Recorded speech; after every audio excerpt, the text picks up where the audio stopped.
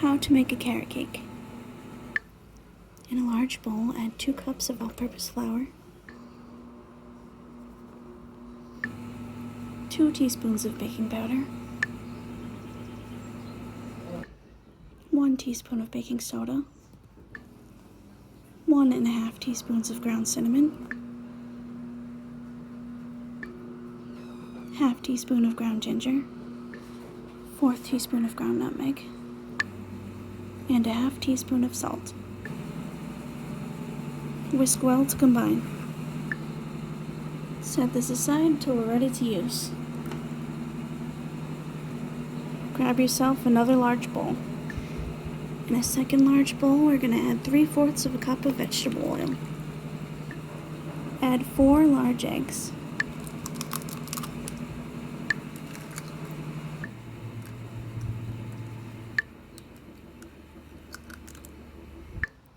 Add 4 large room temperature eggs. Add 1½ cups of packed brown sugar, half a cup of granulated sugar, a ½ cup of unsweetened applesauce, and 1 teaspoon of vanilla extract. Whisk well to combine.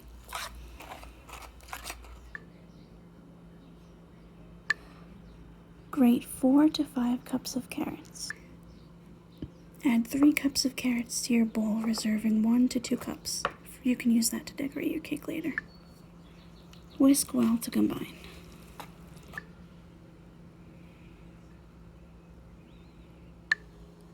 Pour your wet ingredients into your dry ingredients.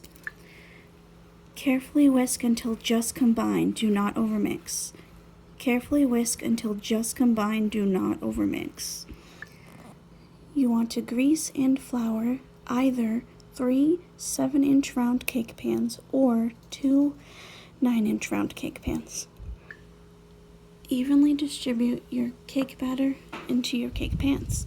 An easy way I do this is with a portion scoop. So I do this, I make sure it's even. 1.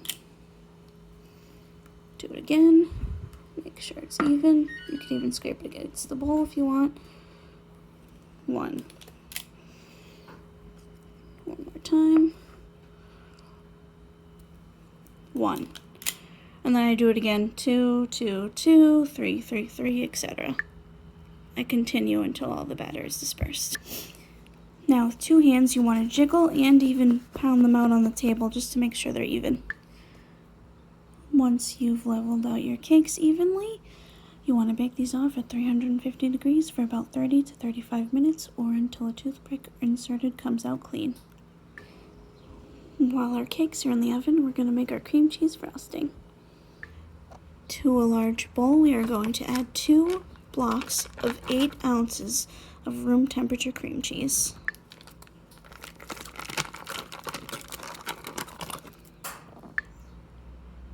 Beat the cream cheese until smooth.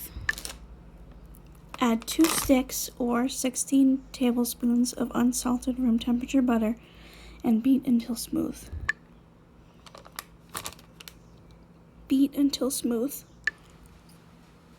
Don't forget to scrape down your bowl frequently so everything mixes in well and evenly.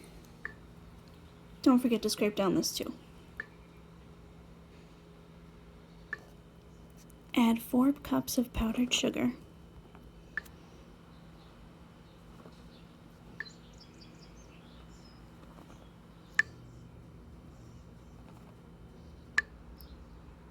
And 1 teaspoon of vanilla extract. Beat until well combined. Scrape down your bowl and your spatulas and set this aside till we're ready to use. When a toothpick inserted comes out clean, your cakes are done. Personally, mine only took 30 minutes. Keep in mind, the colder your cakes are, the easier they're going to be able to decorate later. Wait for your cakes to get to room temperature, nice and cold, room temp, then put them in the fridge after for a while until they get nice and cold. Time to frost and decorate. Carefully remove one of your cake layers and put it on a plate. Carefully remove one of your cake layers and put it on a plate.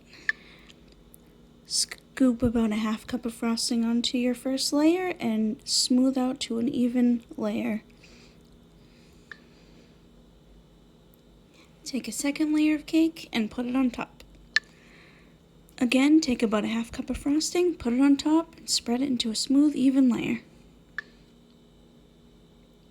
Now for our last layer of cake, I'm going to show you guys a trick. Since I can't do this with two hands, I'm going to just explain it. Take your cake out of the pan. If your top isn't even and flat, just flip it upside down and put the bottom on the top. Secret for having a flat top cake. See, flipped upside down, nice flat surface. Since this is our last layer, start off with maybe like a cup or a cup and a half on top. Start off with like a cup and a half on top. You'll probably need more to do the edges, but you're good. Start smoothing out the top. Make sure to push all the way to the edge. It's fine if it goes over. You'll need it for the sides anyway.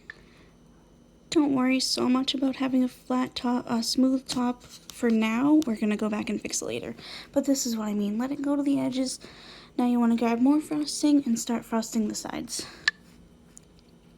Now personally, I went for a semi-nude style cake, which is why you can kind of see the cake still poking through. If you look it up on Google, there will be tons of examples. This one's not the greatest, but it's pretty good. Now for decorating, you want to put your tip in a piping bag and fold it over your hand like this. Get a spoon and fill it with your frosting. When you're done, simply flip up the sides and twist the bag. When you're done twisting the bag and having your bag full, we're going to pipe on our cake a few rosettes. Now rosettes are pretty easy. This probably won't be perfect because I'm doing it one-handed, but basically squeeze a big dollop and then twist. Let it go in the middle.